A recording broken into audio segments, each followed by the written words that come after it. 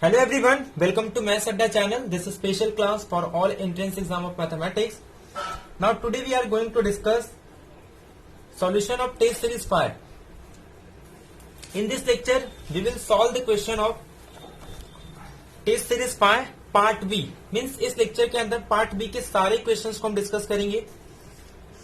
तो जो भी इस चैनल को फर्स्ट टाइम देख रहे हैं तो प्लीज चैनल को सब्सक्राइब कर ले और बेल आइकन को प्रेस कर ले ताकि आपको आने वाले सभी अपकमिंग वीडियोस के नोटिफिकेशन मिल सके. और प्लीज अगर वीडियो पसंद आता है तो प्लीज लाइक करे, कमेंट करे और अपने दोस्तों के साथ शेयर करे. ठीक है, तो स्टार्ट करते हैं. Now let's start. Question number 1 कि A B a close subset of R, A is non empty and A is not is equal to R, then what we will say that for A is a closure of the interior of a countable set, a compact set or not open. Means एक set है जिस set के बारे में हमारे पास ये दिया है कि वो जो सेट है वो क्लोज सेट है. यानी कि जो सेट है, सेट के बारे में इंफॉर्मेशन है कि सेट कैसा सेट है, एक क्लोज सेट है, प्लस ए नॉन एम्प्टी भी नहीं है, प्लस ए जो है वो रियल नंबर भी नहीं है. मीन्स अगर जो सेट है वो क्लोज सेट है, मतलब क्लोज सेट है, एम्प्टी सेट नहीं है, that is A is non empty set, A is not is equal to R, मतलब ए आर की इक्वल भी नहीं है. अब एक रिजल्ट है कि अगर सपोज कोई सेट वो क्लोज प्लस ओपन हो सकता है. एक्चुअल में कोई भी सेट क्लोज और ओपन साथ में नहीं हो सकते. अगर सपोज है तो वो या तो ट्रिवियल सेट होंगे, यानी कि जिसे हम कहते हैं एम्प्टी, या तो वो इटसेल्फ होगा जैसे हम x कहते हैं अगर x is a matric space. But यहां पे हमारे पास जो x है वो हमने क्या लिया है, रियल नंबर, तो यानी कि x is equal to r. But यहां पे ये कह रहा है कि a तो ना तो एम्प्टी सेट है, मतलब a एम्प्टी सेट भी नहीं है और a रियल नंबर के इक्वल भी नहीं है. तो ये दोनों कंडीशन कभी साथ में अप्लाई नहीं हो सकती, यानी कि सेट क्लोज और ओपन कभी भी साथ में नहीं हो सकते. जबकि सेट एम्प्टी और सेट रियल नंबर ना हो तब वो सेट कभी भी क्लोज और ओपन नहीं हो सकते. बट हाँ, क्लोज ओपन कब होंगे, जब सेट एम्प्टी या रियल नंबर. बट ये दोनों ही किसने कंडीशन में दे दिया कि दोनों नहीं है, इसका मतलब ये दोनों कभी साथ में नहीं हो सकते. तो देयरफॉर ये क्लियर हो गया होगा कि हमारा ऑप्शन कौन सा राइट है, क्योंकि अगर ये सेट क्लोज है तो सेट कभी भी ओपन सेट नहीं हो सकता. ओके, तो therefore option number 4 is correct हो जाएगा. फोर्थ ऑप्शन क्या है कि ए जो सेट है ना वो कभी भी ओपन नहीं होगा. ठीक है, तो therefore option D is correct, बाकी A B C option wrong हो जाए क्योंकि पार्ट बी का क्वेश्चन है. अब नेक्स्ट क्वेश्चन देखो. क्वेश्चन नंबर 2 क्या कह रहा है कि A N B N two monotone sequence. पहली डिटेल इसके बारे में इंफॉर्मेशन ये है कि let A N B N be a two monotone sequence of real numbers and that the series of their product is convergent, which of the following is true. अब ध्यान से समझना, पहला इंफॉर्मेशन ये है कि an and bn to monotone function. अब monotone function का मतलब ये होता है या तो वो इंक्रीजिंग फंक्शन है या तो डिक्रीजिंग फंक्शन है. मोनोटोन सीक्वेंस है, दैट इज फर्स्ट गिवन. और सेकेंड गिवन ये है कि जो प्रोडक्ट होगा ए एन इंटू बी एन और इसका सीरीज लेंगे तो ये कन्वर्जेंट है. तो ऐसे क्वेश्चंस को एग्जाम के अंदर हमेशा ऑप्शन से ही एलिमिनेट करना. जैसे कि पहला ऑप्शन ये कह रहा है तो हम काउंटर एग्जांपल लेके ऑप्शंस को एलिमिनेट करेंगे कि ए एन कन्वर्जेंट होगा और सीरीज बी एन भी कन्वर्जेंट होगा. मतलब हमारे पास गिवन ये है कि दोनों सीक्वेंस या तो मोनोटोन होंगे, मतलब इंक्रीजिंग या डिक्रीजिंग, यानी कि सीक्वेंस मोनोटोन होनी चाहिए. सेकेंड कंडीशन ये है कि दोनों के प्रोडक्ट का सीरीज कन्वर्जेंट है. तो अब ऐसा दो एग्जांपल लेंगे कि दोनों कन्वर्जेंट नहीं है या फिर एक भी कन्वर्जेंट नहीं है बट उनका प्रोडक्ट कन्वर्जेंट है. जैसे for example a N is equal to 1/n ले लू और बी एन को भी 1/n ले लू. तो क्लियरली अगर मैं इसका सीरीज बनाऊं तो 1/n एक हार्मोनिक सीरीज है एंड वी नो दैट कि every harmonic series is not convergent. Clearly bn भी वही है, तो therefore series of bn is also not convergent, but their product that is 1/n square is convergent by using a p series test. तो p series test का use करके, p test का use करके हम ये कह सकते हैं कि जो सीरीज है ये कन्वर्जेंट है प्रोडक्ट का, but individual a n and b n convergent नहीं है। तो देयरफॉर फर्स्ट ऑप्शन तो एलिमिनेट हो गया। अब सेकेंड ये कह रहा है कि एटलीस्ट उसमें से एक कन्वर्जेंट होगा, बट यहां पे तो दोनों कन्वर्जेंट नहीं थे। थर्ड ये कह रहा है कि ए एन बाउंडेड होगा, बी एन बाउंडेड होगा। एक्चुअल में यहां तो दोनों बाउंडेड थे, बट हम ऐसा भी तो सीरीज ले सकते हैं, A N is equal to N and summation B N is equal to 1/3 1/n³। तो अगर मैं प्रोडक्ट ले लूं A N into B N का, तो ये हमारे पास आ जाएगा 1/n²। और अगर मैं इसका सीरीज बनाऊं तो 1/n² क्या होगा, कन्वर्जेंट। ये सीरीज तो कन्वर्जेंट है, बट यहां पे ए एन और बी एन दोनों सीक्वेंस बाउंडेड नहीं है, क्योंकि इसमें ए एन बाउंडेड नहीं, बी एन तो बाउंडेड है बट ए एन बाउंडेड नहीं। बट ये क्या कह रहा है सेकेंड ऑप्शन कि ए एन भी बाउंडेड होगा और बी एन भी बाउंडेड होगा। तो ए एन और बी एन साथ में बाउंडेड नहीं है, बट डी में ये कह रहा है कि at least one of A n and b N is bounded. तो यहां पे एक तो ये तो बाउंडेड नहीं है, बट एक तो इसमें बाउंडेड है, यानी कि एक तो बाउंडेड होना चाहिए। यानी कि बाय एलिमिनेशन मेथड का यूज करके हम फर्स्ट, सेकेंड, थर्ड ऑप्शंस को एलिमिनेट कर दिए, तो जो बचता है फोर्थ ऑप्शन, वही हमारा आंसर राइट हो जाएगा। तो therefore option number A, option number B, option number C are incorrect. The only option correct are option number D. अब नेक्स्ट क्वेश्चन, ये भी काफी सिंपल क्वेश्चन है कि consider the function f R to R defined by f of x is equal to x raised to 4 when x is irrational to x square minus 1 if x is irrational और irrational। अब इस question को simple, दोनों का intersection point निकालो, जो point common point आएगी उसी पॉइंट पे फंक्शन क्या होता है, कंटिन्यूअस होता है। ये सिंपल रिजल्ट है हमारे पास कंटिन्यूअस का। अब ध्यान से देखो, x raised to 4 2x² minus 1, तो देयरफॉर ये हो जाएगा x raised to 4 minus 2x² plus 1 is equal to 0। अब ये हमारे पास दोनों का इंटरसेक्शन का एक इक्वेशन बन गया। अब ऑप्शंस को फिर से यहाँ पे एलिमिनेट करते हैं ऑप्शंस का यूज करके, first, second, third and fourth. First option में ये कह रहा है कि एक सेट बनाएंगे, जिस सेट के अंदर, मतलब एक हमें फाइंड क्या करना है, एक सेट डिफाइन करना है कि वो सारे पॉइंट होंगे सच दैट कि f कंटिन्यूअस होगा at A, collection of all those point at which f is a continuous.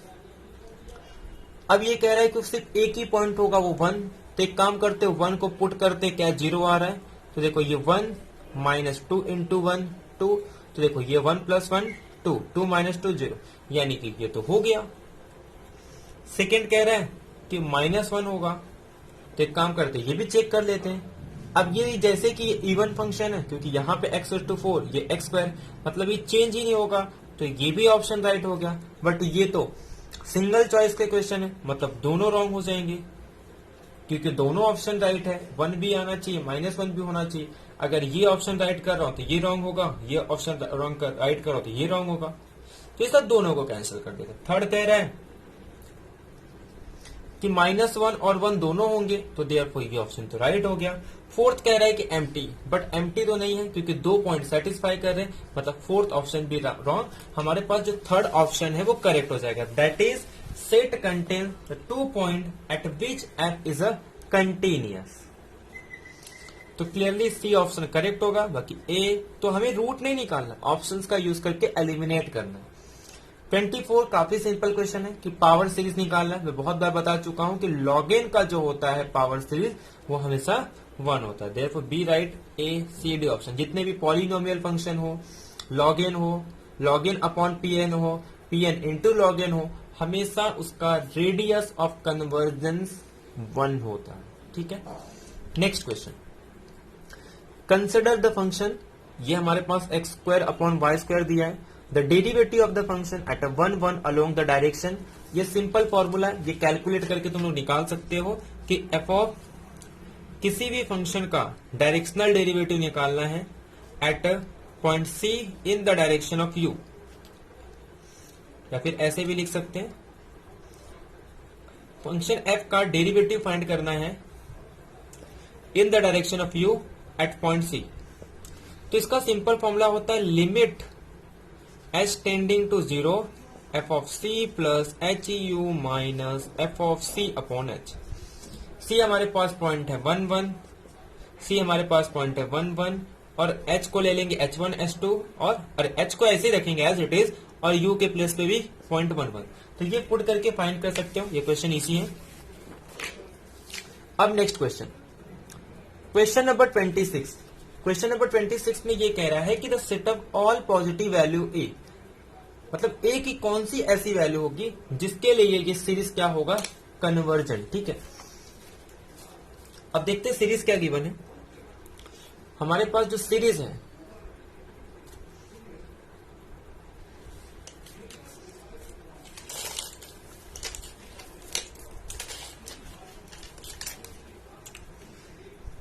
हमें गिवन दिया है summation 1 upon n minus tan inverse 1 by n whole raise to ए।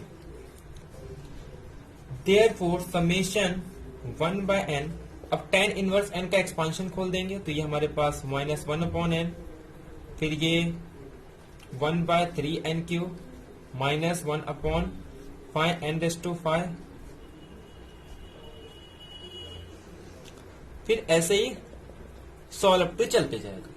तो देयरफॉर समेशन, और ये हमारे पास power कितनी है 8, तो therefore 1 by N cancel, 1 upon 3 N cube minus 1 upon 5 N raise to 5 plus solve up to whole raise to ए।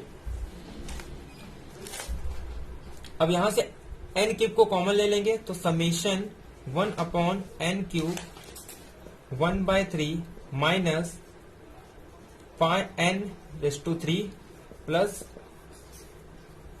ये ऐसे चल रहा है। अब यहाँ पे ये एन रेज टू 3 भी होगा। तो ये जो सीरीज है ये कन्वर्जेंट तब होगा जब ये जो 3a की वैल्यू है बाय पी सीरीज टेस्ट ये ग्रेटर देन 1 होना चाहिए। दैट मीन्स a की वैल्यू ग्रेटर देन 1 बाय 3 होना चाहिए। तो देयरफॉर ये जो सीरीज है ये कन्वर्जेंट होगा जब a बिलोंग करेगी ओपन इंटरवल 1 बाय 3 से लेके इन्फिनिटी। तो देयरफॉर चेक करते हैं कौन सा ऑप्शन इसमें से राइट होगा। Now the option number 1 by 3 to infinity. Therefore, option number D is correct. A, B, C option are wrong. अब नेक्स्ट क्वेश्चन, तो ये थे हमारे 6 क्वेश्चन रियल एनालिसिस के। अब नेक्स्ट 6 क्वेश्चन देखते हैं, दैट इज लीनियर अलजेब्रा के। जो इसमें से इजी क्वेश्चन है मैं आपको हिंट दे दूंगा, वो आप खुद कर सकते हो। बाकी जो क्वेश्चन थोड़े कैलकुलेशन पार्ट है वो तुम लोग खुद कर सकते हो, सिर्फ कॉन्सेप्ट समझना है यहाँ पे। जैसे कि क्वेश्चन नंबर 27 कह रहा है कि ए बी एक n क्रॉस n मैट्रिक्स है सच दैट कि इस कंडीशंस को सेटिस्फाई कर रहा है। आई एक आइडेंटिटी मैट्रिक्स है, तो कह रहा है कि कौन सा फॉलोइंग हमेशा ट्रू होगा। क्या ए सिंगुलर नॉन सिंगुलर है, क्या बी नॉन सिंगुलर है, या फिर दोनों का सम नॉन सिंगुलर है, या फिर ए बी नॉन सिंगुलर है। एक तो हम डायरेक्ट प्रूव कर सकते हैं कि अगर इसमें से एक भी मैट्रिक्स हमें डायरेक्ट मिल जाता है कि वो सिंगुलर है नॉन सिंगुलर, तब तो डायरेक्ट प्रूफ हो गया। और अगर डिस्प्रूव करना है तो हम क्या करेंगे, इसमें इसके ऑप्शंस को एलिमिनेट करेंगे बाय यूजिंग काउंटर एग्जांपल। तो पहले तो हमें एक रिजल्ट याद रखना है कि कभी भी हम किसी मैट्रिक्स को इन्वर्टिबल कब कहते हैं। A B is equal to identity, तो ये डेफिनेशन है कि अगर इस कंडीशंस को सेटिस्फाई करे तो हम कहते हैं कि जो बी है वो ए का इनवर्स है और A is the inverse of B, या फिर ए को बी का इनवर्स कह सकते हैं या फिर बी को ए का इनवर्स कर सकते हैं। अगर कुछ इस टाइप का बी मिल जाए तो हम कहेंगे कि इस मैट्रिक्स का इनवर्स एग्जिस्ट कर रहा है। हमारे पास गिवन है B A plus B square is equal to I minus B A square. तो therefore B A plus B square plus B A square is equal to identity. B is equal to A plus B plus A square is equal to identity. अब ये तो definition ही हो गया कि B के साथ एक ऐसा मैट्रिक्स मिल गया जिसका प्रोडक्ट आइडेंटिटी है, मतलब A plus B plus A square ये एक इन्वर्टिबल मैट्रिक्स है जिसका B इनवर्स है, और B एक इन्वर्टिबल मैट्रिक्स है जिसका ये इनवर्स मिल गया। मतलब B कैसी मैट्रिक्स हो गई? एक invertible, that is B is a non singular matrix, यानी कि B एक नॉन सिंगुलर मैट्रिक्स है। तो हमारा ये प्रूफ हो गया, ये हमने प्रूव कर दिया कि B जो है वो एक नॉन सिंगुलर मैट्रिक्स है। तो अगर हम प्रूफ देखें तो हमारा ऑप्शन नंबर बी करेक्ट हो गया, बाकी ए सी डी ऑप्शन रॉन्ग। बाकी हम इसे ऑप्शन से भी एलिमिनेट कर सकते हैं। हमेशा याद रखना, डिसप्रूव करने के लिए हमेशा हम 3 एग्जांपल्स का यूज करते हैं। एक होता है जीरो मैट्रिक्स, एक होता है आइडेंटिटी मैट्रिक्स, और एक होता है माइनस आई। ये ऐसे मैट्रिक्स है कि जब भी आप एग्जाम में पेपर बैठते हो तो हमेशा ऑप्शंस एलिमिनेट करने के लिए मैट्रिक्स से हमेशा इसी 3 एग्जांपल्स का हम यूज करते हैं। या फिर कुछ इस टाइप के मैट्रिक्स हैं 0 0 1, या फिर कभी कभी इस टाइप के मैट्रिक्स। तो ये ऐसे कुछ मैट्रिक्स हैं जिनका हम यूज करते हैं एज अ काउंटर एग्जांपल। तो देयरफॉर तो इसी मैट्रिक्स का यूज करके हम प्रूव कर सकते हैं कि बाकी ए सी डी ऑप्शंस क्या होंगे इसके रॉन्ग हो जाएंगे। ठीक है, अब नेक्स्ट क्वेश्चन। इसमें करना क्या होता है, बी को आई ले लेंगे और ए को 0 लेंगे। देखो, तो ए को 0 ले लेंगे तो ये भी 0 हो जाएगा, ये भी 0 हो जाएगा, और बी आई है तो आई का स्क्वायर भी आई। तो एक तो वो कंडीशन सेटिस्फाई कर रहा है, तो बट ए 0 मैट्रिक्स है, तो मतलब ये अगर 0 मैट्रिक्स है तो दोनों का प्रोडक्ट भी 0 होगा, तो ये नॉन सिंगुलर हो नहीं सकता। ए अगर ए नॉन सिंगुलर है क्योंकि ए तो 0 मैट्रिक्स है, मतलब ए और डी ऑप्शन एलिमिनेट हो गए। ऐसे ए को आई ले लेंगे और बी को माइनस आई। अगर ए को आई ले लेंगे, बी को माइनस आई ले लेंगे, तो देखो ए को आई लेंगे तो ये हो जाएगा आई स्क्वायर, नहीं बी को आई ले लेंगे और ए को माइनस आई ले लेंगे, मतलब दोनों एडजस्ट करके चेक कर लेना, तो उसमें से एक ऑप्शन राइट हो जाएगा। तो मतलब उससे अगर ए को आई लेंगे, बी को माइनस आई, तो भी ये नॉन सिंगुलर हो जाएगा। तो देखो सी ऑप्शन भी डिस्कस। सब स्पेस का सिंपल क्वेश्चन होता है, अगर राइट साइड में कांस्टेंट है या फिर कांस्टेंट वैल्यू प्रेजेंट है तो वो कभी भी सब स्पेस फॉर्म नहीं करता है। तो देखो यहाँ पे 6 है कांस्टेंट, सब स्पेस फॉर्म नहीं करेगा। यहाँ पे 1 है कांस्टेंट, ये भी सब स्पेस फॉर्म नहीं करेगा। अगर 0 है तो हमेशा सब स्पेस फॉर्म करता है, प्रूव कर सकते हैं। सिंपल क्वेश्चन होते हैं। यहाँ पे भी कांस्टेंट वैल्यू आ रही है तो ये भी सब स्पेस फॉर्म नहीं करेगा।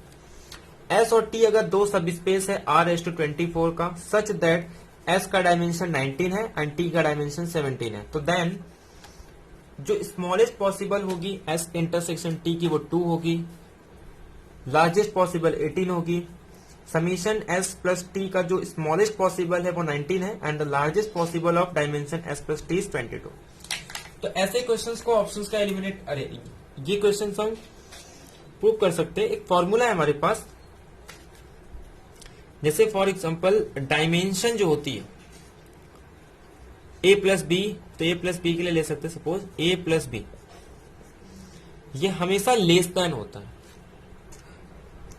Dimension A plus B is always less than the maximum value of dimension of A dimension of B, but ये ग्रेटर देन होती है, अरे सॉरी यहाँ पे आई थिंक मिनिमम होता है। ठीक है, तो जो भी मैक्सिमम वैल्यू होगी dimension of A plus dimension of B minus dimension of B और 0 में से। अब ए का डायमेंशन, जैसे यहाँ पे एस और टी ले रहे हैं, तो एस का डायमेंशन 19 है, टी का डायमेंशन 17 है, तो 19 प्लस 17 36, और 36 माइनस बी मतलब जो R/n होता है, तो n को कॉलम को हम लोग डायमेंशन ऑफ बी कहते हैं। तो 36 में से 24 माइनस करेंगे तो ये हमारे पास 12 और 0, और 12 और 0 में से मैक्सिमम वैल्यू क्या है 12, तो ये 12 तो जो a प्लस बी यानी कि जो सम होगा a प्लस बी का, वो किसके बीच में होगा, minimum of a and b। तो ए और बी का जो मिनिमम वैल्यू है, एक है 19 और 17, यानी किसके बीच में होगी? तो और ए और इसको हम रिप्लेस कर देंगे एस और टी से, तो देयरफॉर इंटरसेक्शन है ये, ठीक। तो dimension of A intersection B is between 12 to 17। अब इसमें ये कह रहा है कि एस इंटरसेक्शन टी की जो स्मॉलेस्ट पॉसिबल है वो 2 है, तो 2 हो ही नहीं सकता क्योंकि इसकी स्मॉलेस्ट वैल्यू 12 है, उससे कम तो जा ही नहीं सकता। ये कह रहा है कि लार्जेस्ट पॉसिबल वैल्यू 18 है, बट मैं कह रहा हूं ये तो 17 के ऊपर जाएगा ही नहीं, तो 18 तो हो ही नहीं सकता, यानी कि ये options first and second eliminate हो गए। अब C and D option check. Then for fourth option कि जो डायमेंशन होगा एस प्लस टी, ये हमेशा लेस देन होता है dimension of W1 plus dimension of S plus dimension of T और डायमेंशन ऑफ V में जो मिनिमम होगा, ठीक है। और ग्रेटर देन किससे होता है? जो दोनों में से मिनिमम डायमेंशन होगी, यानी कि minimum dimension of maximum dimension of S and T। अब S का डायमेंशन कितना है? 19 और T का डायमेंशन है 17, तो दोनों मैक्सिमम क्या हो गया? 17। तो जो स्मॉलेस्ट पॉसिबल वैल्यू है डायमेंशन S प्लस T की वो कितनी है? 19। तो मतलब हमारा जो C ऑप्शन है वो करेक्ट हो गया। और डी ऑप्शन ये कह रहा है कि लार्जेस्ट पॉसिबल वैल्यू कितनी होगी S प्लस T की? वो 22 होगी। अब मैं कह रहा हूं S और T, इसकी डायमेंशन कितनी है? 19 प्लस 17 दैट इज 36, और डायमेंशन ऑफ V कितनी है? 24। तो दोनों में मिनिमम वैल्यू क्या हो गया? 24। तो देयरफॉर 24 इसकी लार्जेस्ट पॉसिबल वैल्यू हो सकती है। तो देयरफॉर सी ऑप्शन करेक्ट है कि जो उसकी स्मॉलेस्ट पॉसिबल वैल्यू है वो कितनी होगी? 19। तो बाकी सारे ऑप्शन इसके रॉन्ग हो जाएंगे, सिर्फ सी ऑप्शन करेक्ट हो जाएगा।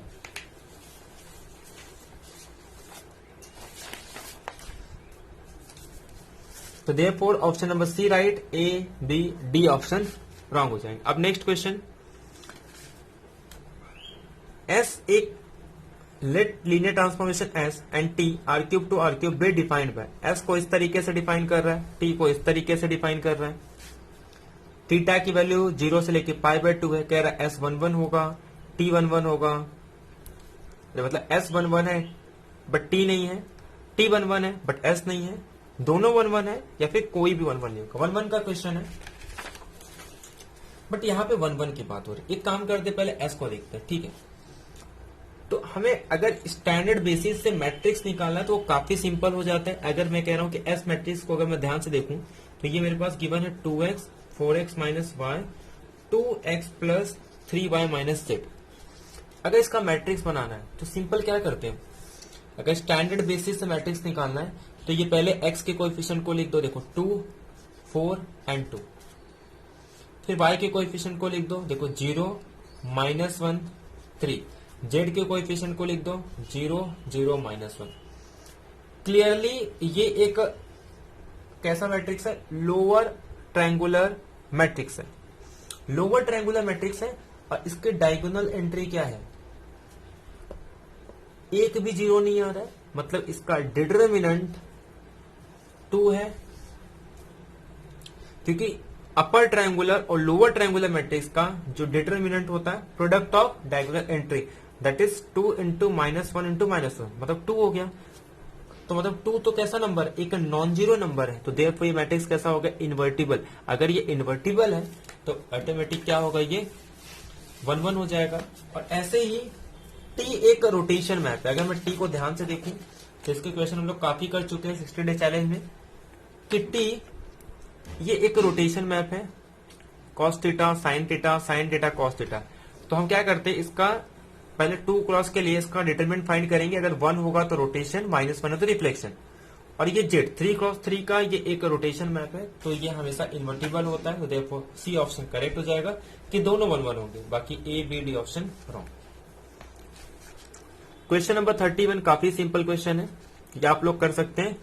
इसको जनरलाइज करके इसको 2 टाइम 4 टाइम 6 टाइम 8 टाइम या तो कैलिया हैमिल्टन थ्योरम का यूज करके, बट वो काफी डिफिकल्ट हो जाएगा, इसको जनरलाइज करके 2 4 ऐसे फाइंड करके हम प्रूव कर सकते हैं कि इसका ऑप्शन सी राइट होगा, बाकी सारे option wrong. Next question, question number 32 कह रहा है कि ए एक मैट्रिक्स है with real entry if sum and the product of all the eigen value are 10 and 30 respectively then A square plus B square equal. Simple question है, कह रहा है कि आइगन वैल्यू का जो सम और प्रोडक्ट है वो 10 एंड 30 दिया। ये क्वेश्चन काफी फेवरेट क्वेश्चन है मेरा, कि प्रोडक्ट मतलब डिटर्मिनेंट, सम मतलब उसका ट्रेस। तो ध्यान से देखूं तो a प्लस बी प्लस 3, मतलब ये हो जाएगा कि जो a प्लस बी प्लस 3 यानी कि जो ट्रेस है, यानी कि सम ऑफ आइगन वैल्यू, ये किसके इक्वल हो जाएगा, 10 के इक्वल हो जाएगा। फिर डिटर्मिनेंट 30 यानी कि product of eigen value, that means determinant. तो डिटर्मिनेंट अगर ध्यान से देखूं तो देखो इसमें 2 एंट्री है 0 है, तो डिटर्मिनेंट इसको लेके निकालेंगे तो 3 इंटू ए बी आ जाएगा, क्योंकि इसका जो को फैक्टर वो भी 1 होगा, तो देयरफॉर 3ab, मतलब 3 3 कैंसल, तो जो ab की वैल्यू होगी वो 10, तो मतलब एक वैल्यू इसमें से ab की वैल्यू 10 है, तो यहां से हम क्या कर सकते हैं, अगर मैं b की वैल्यू यहां से निकालू तो 10 माइनस 3 यानी कि 7 माइनस a हो जाएगा, तो b की वैल्यू यहां पुट कर देंगे तो ये हमारे पास 7 minus a is equal to 10। तो सिंपल इसे मैं कैसे ले सकता हूं, a is equal to 7 minus a, तो मैं इसे इस तरीके से ले सकता हूं, 2 इज इक्वल टू 7 माइनस 5, या फिर 5 7 माइनस 2। तो ये दो तरीका है लिखने का, बट किसी भी केसेस में a की वैल्यू या तो 2 होगी या तो 5। अगर a को 2 लेंगे तो b 5 हो जाएगा, अगर a को 5 लेंगे तो b की वैल्यू 2। तो देयरफॉर अब हमें क्वेश्चन क्या पूछा है कि a square plus B square,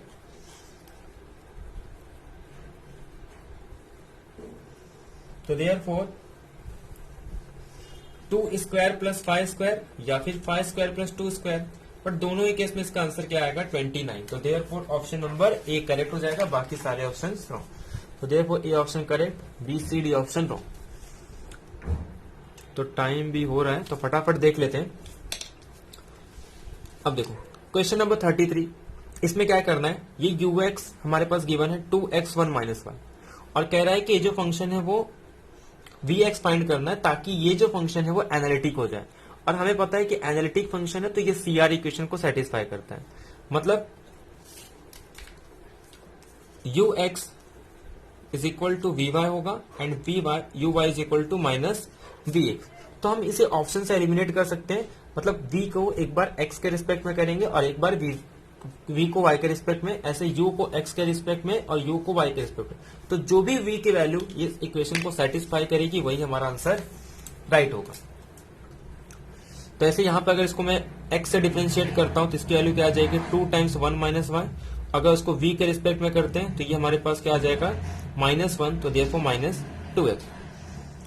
तो अब ये हमारे पास uy की वैल्यू है, तो मतलब वो किसके इक्वल होना चाहिए, -vx के इक्वल होना चाहिए, मतलब 2x आना चाहिए। अगर मैं v को x के रिस्पेक्ट में करूँ 2x आना चाहिए, तो क्लियरली ये ऑप्शन एलिमिनेट हो जाते हैं, तो ये 2x आएगा और ये भी 2x।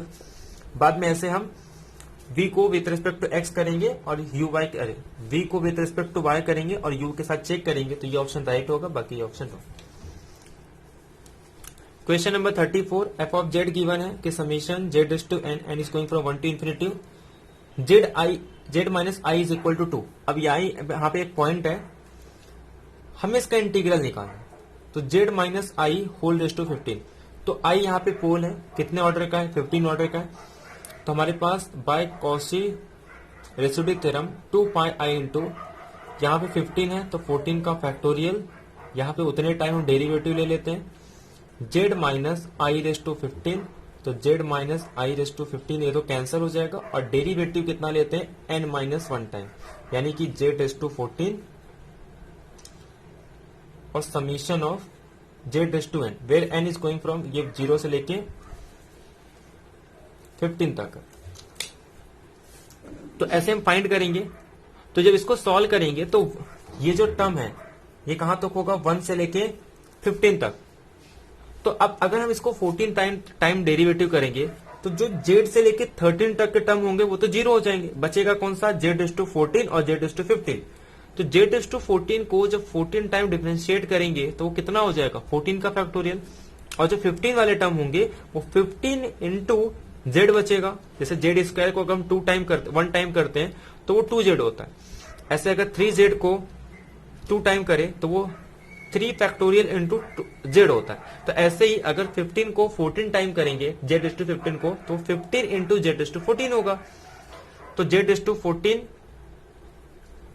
तो 14 factorial plus 15 factorial into Z, तो 14 फैक्टोरियल को कॉमन लेंगे तो ये कैंसिल हो जाएगा, मतलब हमारे पास 1 प्लस 15 इंटू जेड बचेगा। तो जेड के प्लेस पे जब हम आई पुट करेंगे, क्योंकि हमें किस पे पोल निकालना है, तो यानी कि यहाँ पे लिमिट होता है लिमिट जेड टेंडिंग टू आई, तो आई पुट करेंगे तो हमारे पास 1 प्लस 59, तो यानी कि ऑप्शन नंबर ए करेक्ट हो जाएगा, बाकी B C D option wrong. करके देख लेना। ये क्वेश्चन नंबर 35 सिंपल है, रेसिड्यू भी निकालना है इसका। तो रेसिड्यू निकालना है, तो रेसिड्यू निकालने के लिए हम क्या करेंगे, P Z upon Q Z का निकालना है। किस पॉइंट पे निकालना है, 0 पे। तो कैसे लिखते हैं, लिमिट जेड टेंडिंग टू 0, ऊपर जेड माइनस 0 अपॉन ये लिखना है और ऊपर ये लिखना है। अब ऊपर जेड है ना, तो जेड को अब यहां से भी जेड अगर कॉमन लेंगे तो जेड जेड कैंसिल हो जाएगा, और जब 0 पुट करेंगे ये पूरा पार्ट 0, यहाँ पे सिर्फ b1 बचेगा, ये पूरा पार्ट 0, यहाँ पे सिर्फ a0 बचेगा। तो a0 अपॉन b1 ये हमारा रेसिड्यू हो जाएगा, बाकी B C D option wrong. Question number 36 ये भी काफी सिंपल क्वेश्चन है। नॉन कांस्टेंट बोल दिया है और एंटायर फंक्शन बोल दिया है। तो नॉन कांस्टेंट एंटायर फंक्शन में सब आते हैं, exponential function, sine z function, cos z function, sine h z function, hyperbolic वाले और पॉलिनोमियल। तो क्या कह रहा है कि ऐसा कोई फंक्शन एग्जिस्ट होगा जिसके पास ये प्रॉपर्टी हो, कि उसके पास पॉसिबल है ये वाली प्रॉपर्टी। तो देखो इस चीज को मैं अगर ध्यान से देखूं तो e⁻z हर एक जेड के लिए कभी 0 नहीं होता, तो ये वाले पॉसिबल है, तो एक मिल गया, तो बाकी सारे ऑप्शन ऑटोमेटिक बी पार्ट में एलिमिनेट हो जाए। तो ये थे 4 क्वेश्चन कॉम्प्लेक्स के। अब जल्दी जल्दी क्वेश्चन ले लेते हैं अलजेब्रा के। Question number 37। क्वेश्चन नंबर 37 ये कह रहा है कि S7 डिनोट कर रहा है the group of permutation of order 7, तो which of the following is true. तो हम एक काम करते हैं, 7 के पास कितनी ऑर्डर पॉसिबल है। देखो 7 के एलिमेंट कैसे होंगे, या तो 1 साइकिल के, या तो 1 साइकिल के होंगे, या तो 2 साइकिल के होंगे, या तो 3, 4, 5, 6, 7, या फिर 2, 2, या तो 2, 3, या तो 2, 4, या तो 2, 5, या तो देखो 2, 5, 7 हो गया। तो अब क्या करेंगे, 3 से स्टार्ट करेंगे, और 3 को हमेशा इक्वल से स्टार्ट करना है, यानी कि 3, 3, क्योंकि 3, 2 ये तो ऑलरेडी हो चुका रहता है, तो इसके लिए 3, 4, अब ये 7 हो गया, तो 4 से स्टार्ट करेंगे, बट 4, 4 कितना हो जाएगा 8, तो मतलब वो हो जाएगा। अब क्या करेंगे, 3, 3 का पेयर बनाएंगे, तो 2, 2, 2 और 2, 2, 3। तो ये हमारे पास पॉसिबल साइकिल हो गए जो कि S7 के अंदर हो सकते हैं। तो यहां तक तो इनके ऑर्डर सेम होती है, मतलब 1, 2, 3, 4, 5, 6, 7। तो ये मतलब ये ऐसे एलिमेंट होंगे जो 1, ये इस टाइप के एलिमेंट होंगे, ये इस टाइप के एलिमेंट होंगे, तो इसका ऑर्डर 1, 2, 3, 4, 5, 6, 7। तो ये 7 साइकिल के जो है इनका ऑर्डर 7 होगा। तो यहां से हमारे पास ऑप्शन नंबर ये तो एलिमिनेट हो गया, क्योंकि ये कह रहा है कि कोई भी एलिमेंट नहीं होंगे जिसका ऑर्डर 6 है। ऐसे बी ऑप्शन भी एलिमिनेट हो जाएंगे। देखो क्वेश्चन में क्या कह रहा है कि S7 के पास 6 ऑर्डर का कोई एलिमेंट नहीं, कोई भी एलिमेंट नहीं होगा, तो ये ऑप्शन रॉन्ग। S7 के पास 7 ऑर्डर का कोई भी एलिमेंट नहीं होगा, तो ये भी रॉन्ग। ये कह रहा है कि S7 के पास 8 ऑर्डर का कोई एलिमेंट नहीं होगा, S7 के पास 10 ऑर्डर के कोई एलिमेंट नहीं होगा। अब ध्यान से देखो, इसका एलसीएम लेंगे तो 2 ऑर्डर, इसका एलसीएम लेंगे तो 6 ऑर्डर, इसका एलसीएम लेंगे तो 4 ऑर्डर, इसका एलसीएम लेंगे तो 10। तो देयरफॉर ऑप्शन डी भी एलिमिनेट हो जाएगा, तो देयरफॉर ऑप्शन सी करेक्ट, यानी कि S7 के पास 8 ऑर्डर के कोई भी एलिमेंट नहीं होंगे। बाकी ये भी 3 होगा, ये 12 हो जाएगा, ये 2 और ये 6। तो देखो बाकी सब ऑप्शन एलिमिनेट हो जाएंगे, therefore only option C is correct. जल्दी जल्दी करते हैं, टाइम भी हो गया है। ये ऑप्शन करेक्ट जी। अब क्वेश्चन नंबर क्वेश्चन नंबर 33 ये कह रहा है, इसमें सिंपल कैलिया थ्योरम का यूज करेंगे कि मैं कोई भी फाइनाइट ग्रुप ले लूं, ग्रुप ऑफ ऑर्डर एन, वो हमेशा आइसोमॉर्फिक होता है सम subgroup of S N, या फिर ये कह सकते हैं some subgroup of A n. S n denote कर रहा है परम्यूटेशन ग्रुप एन सिंबल का, तो ए एन अगर एक सब ग्रुप है इवन परम्यूटेशन का, तो कौन सी फॉलोइंग ट्रू है? देखो ये कह रहा है कि ऐसा कोई भी group, there exist a finite group which is not a subgroup of S N, यानी कि एक ऐसा भी ग्रुप एग्जिस्ट होगा जो कि एस एन के किसी भी सब ग्रुप के साथ आइसोमॉर्फिक नहीं होगा। ये रॉन्ग है by Cayley Hamilton theorem. By Cayley theorem जितने भी फाइनाइट ग्रुप हैं सब ग्रुप ए एन के, यानी कि एवरी फाइनाइट ग्रुप ये सब ग्रुप ऑफ एन, हाँ जितने फाइनाइट ग्रुप है वो सब ग्रुप होंगे ए एन के, तो ये ऑलरेडी ट्रू हो जाता है। ऐसा ट्रू हो जाता है कि अगर मैं कोई भी फाइनाइट ग्रुप ले लूं, ठीक है, तो वो सब आइसोमॉर्फिक होगा some subgroup of S n, but हमें पता है कि एस एन भी सब ग्रुप होता है उससे दो ज्यादा एन, जैसे कि S2 ये सब ग्रुप हो जाएगा A4 का, S3 ये सब ग्रुप हो जाता है A6 A5 का, S4 ये सब ग्रुप हो जाता है A6 का, तो ऐसे ही Sn सब ग्रुप हो जाएगा AN+2 का। तो देयरफॉर हम क्या कहेंगे कि every finite group is a subgroup of N, तो ये राइट है। तो बाकी ऑप्शन एलिमिनेट हो जाएंगे, बाकी इसको एग्जाम्पल लेके हम प्रूव कर सकते हैं, जैसे AN एसएन का एग्जांपल लेके और Z2 का एग्जांपल लेके बाकी सब ऑप्शंस को हम एलिमिनेट कर सकते हैं कि हर एक फाइनाइट ग्रुप क्वोशंट एन का जरूरी नहीं है।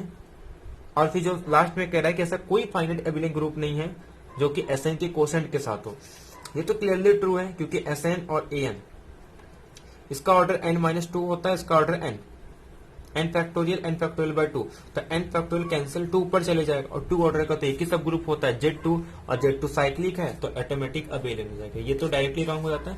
ऐसे एन का यूज करके हम सी ऑप्शंस को भी एलिमिनेट कर सकते हैं। नंबर ऑफ मैक्सिमल आइडियल, तो सिंपल याद रखना है Z⁻P⁻n, तो इसके पास जितने डिस्टिंक्ट प्राइम होंगे वही उसका क्या होता है नंबर ऑफ मैक्सिमल आइडियल।